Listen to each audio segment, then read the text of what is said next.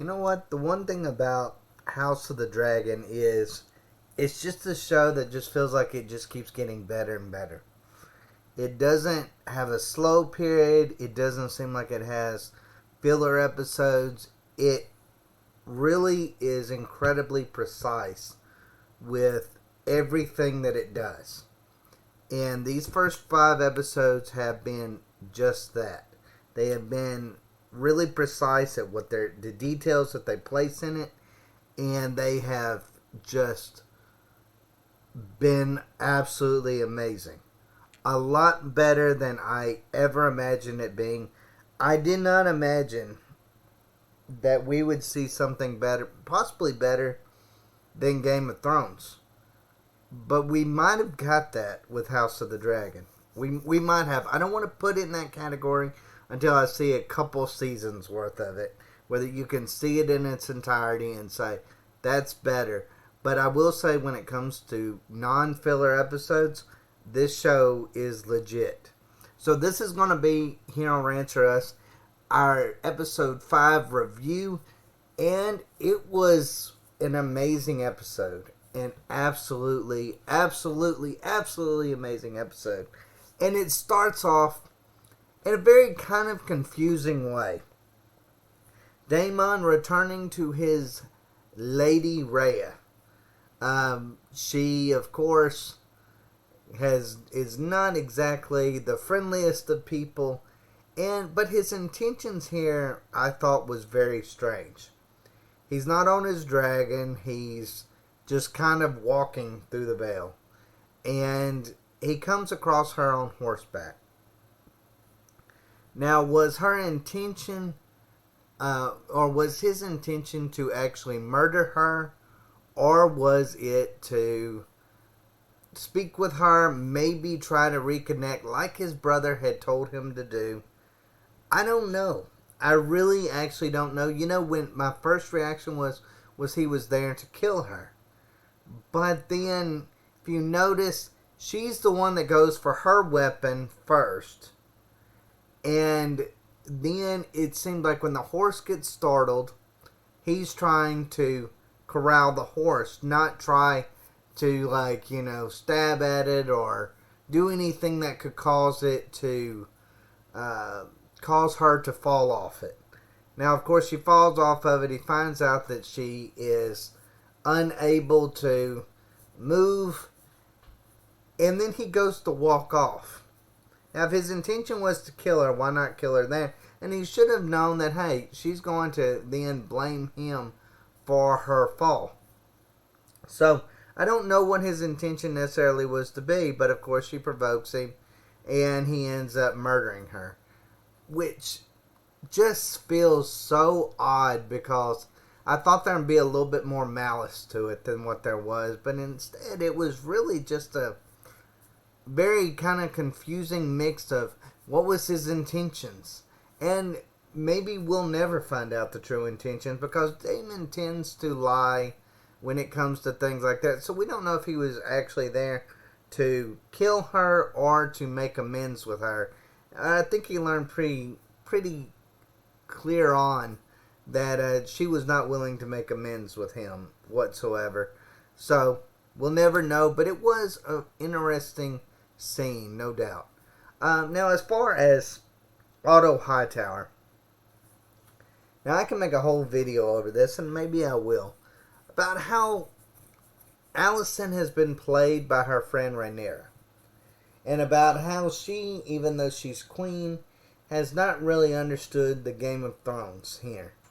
Rhaenyra, of course, lied to her about her being a virgin and not really doing these things, and it ended up costing Otto Hightower his job.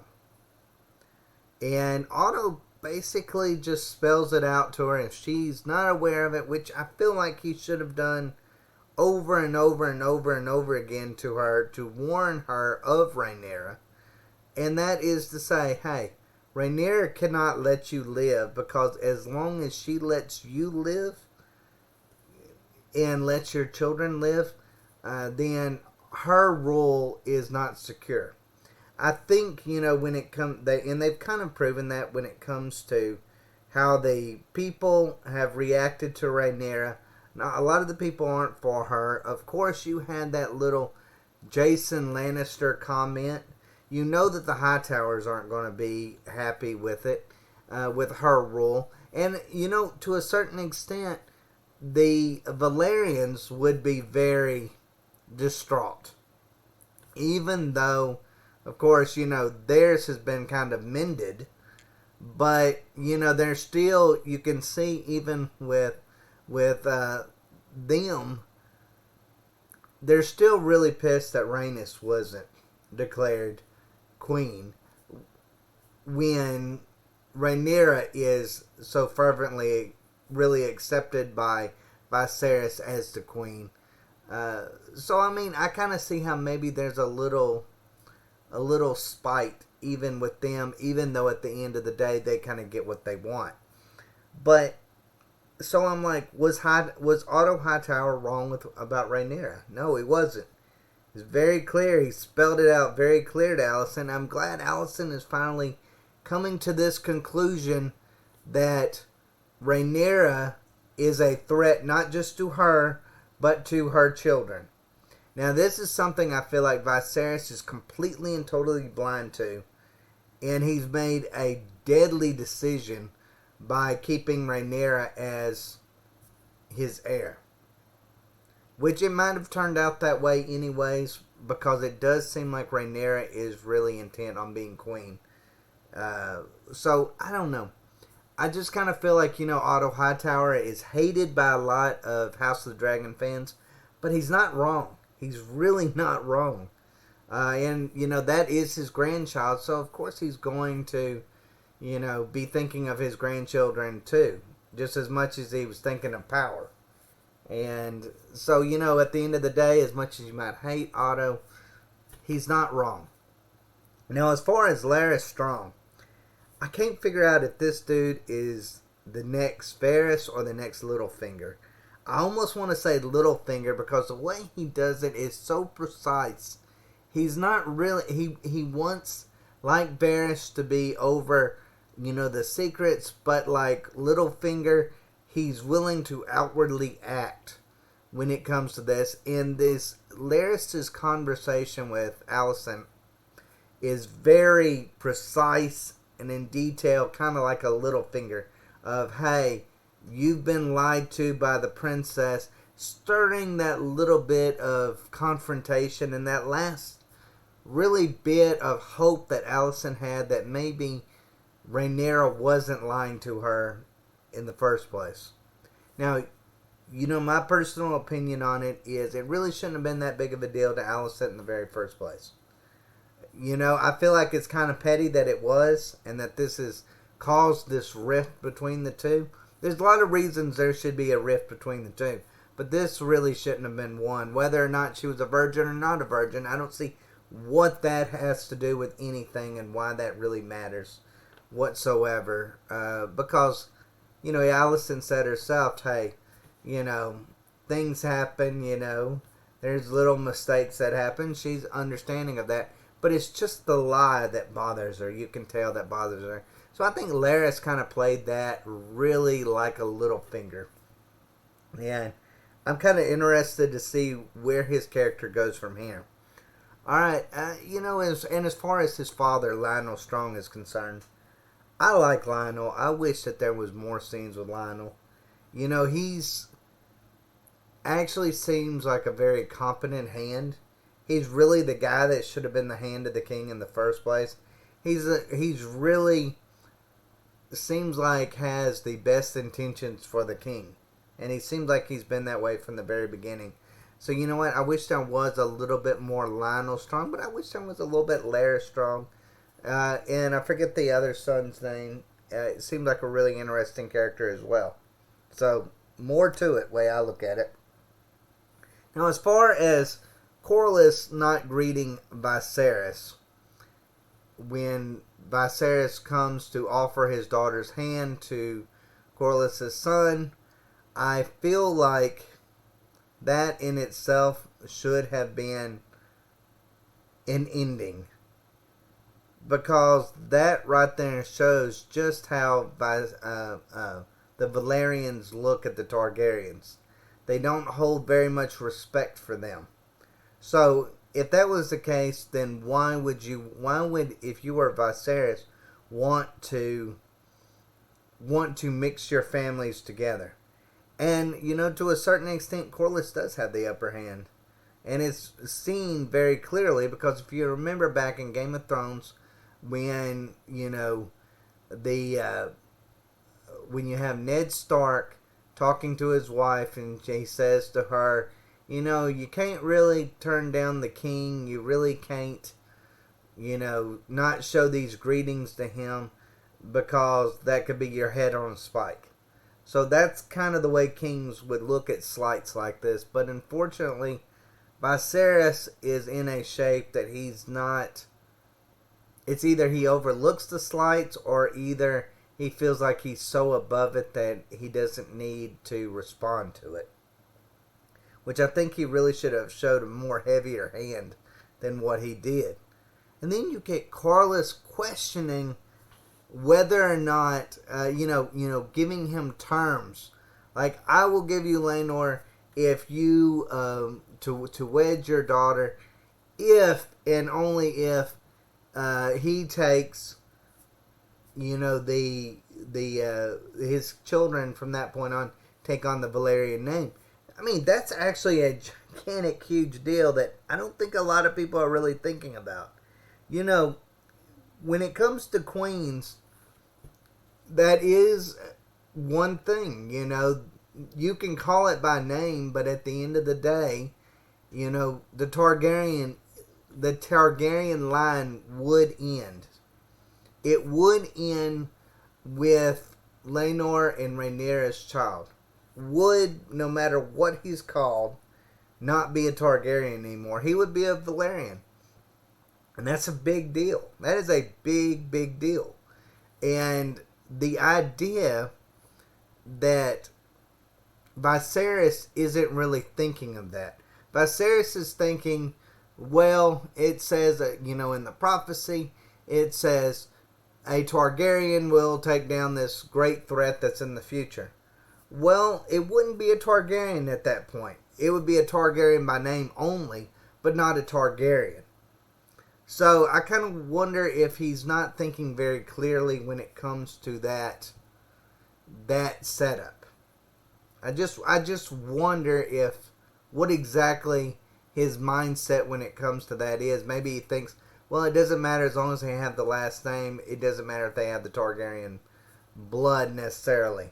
Or the full, I guess, Y chromosome of the Targaryen blood. So I don't know. I don't know exactly what his decision is when it comes to that, or how he's interpreting that Aegon's dream.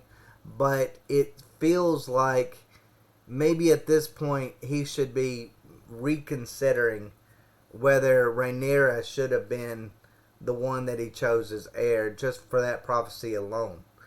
But that never comes into question, it seems like. But they do make an arrangement that, hey, upon, the coronation of the next king or queen, that they would take on the Targaryen name, and then that would be just passed on. So Corlys does actually agree to this, and, it's a smart choice. It's really the only choice that he has. The king said no. Yes and no all at the same time. You can keep the Valyrian name until they take the throne. So, Corlys' bloodline will continue through the royal bloodline, but with the name, but he's not going to be able to actually have a Valyrian on the throne, even though he technically does. So it's a proper kind of in between thing.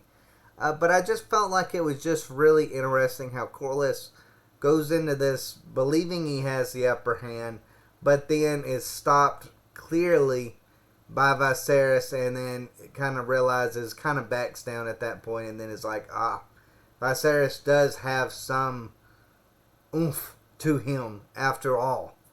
But, overall, when it comes to, and I've had this problem with Rhaenys from the very beginning, I feel like Rhaenys is not a very good person, I feel like Rhaenys is not a very introspective person. I think Rhaenys believes that the people would just not have a female on the throne. Even though she had, supported, she really could have done the exact same thing Rhaenyra is going to do. She could have called banners and, found herself up on the throne. But instead, she makes that comment to Rhaenyra a couple episodes ago that men would sooner watch it burn than to let a woman on the throne. She goes and she tells her husband, she's like, you know what?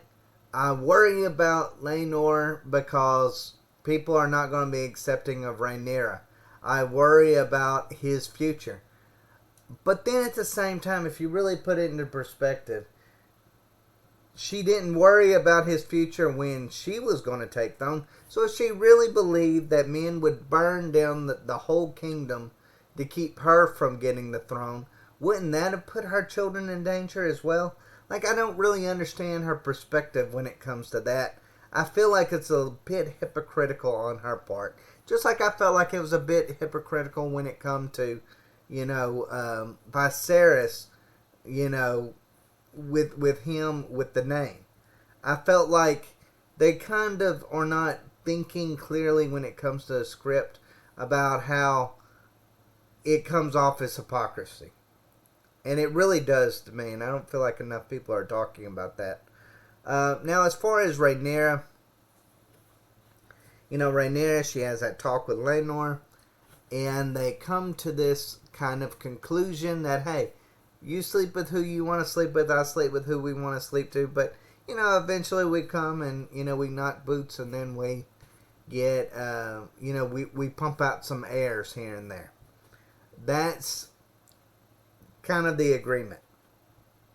But then Rhaenyra doesn't, I don't know where Rhaenyra really stands. Rhaenyra, in the first couple episodes, she talks about how she wishes for freedom. She wishes for freedom. She wants to be her own person. She wants all of this. But then at the same time, like, she's not one that wants restraints on her.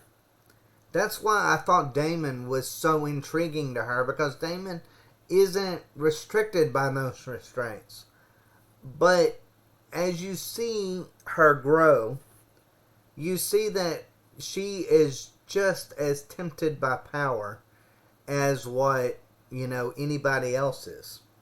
I would even go so far as she's more tempted by power than what even Alicent Hightower is. Because Alicent seemed like she was perfectly content with Rhaenyra taking the throne, even though her kids, Alicent's kids, are probably the true rightful heirs to that throne. And probably the best pick for that throne. But I just feel like Rhaenyra, when she comes over there to, Cole makes this offer, let's run away, let's go, let's marry for love. Let's go run off and, live a happy life together. And she's like, I'm not leaving my position for you. And it really, when he says the word, so you want me to just be your whore. Yeah, that's exactly what she's telling him. She's basically saying to him, you are of low birth. You are not somebody that I will run away with. I will not leave everything for you.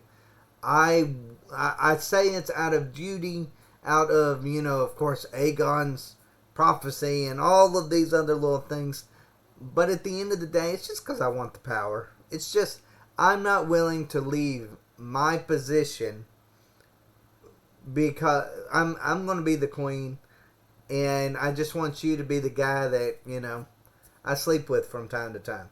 Like, that's really what she's saying to him. So his reaction to her saying these things, I thought was incredibly justified.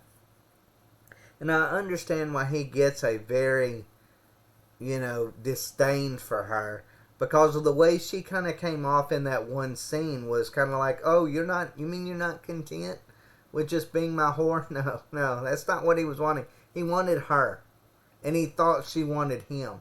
And because she had been stating all of these things about freedom, freedom, freedom, these restraints are restricting me, all of that, he thought maybe he had a chance with her. But, of course, that did not work out. Now, and then, of course, there's this Allison and Kristen Cole conversation where Kristen makes, he tells, Allison is really trying to get to the bottom of the truth. She's really trying to get to the bottom of the truth of what really happened.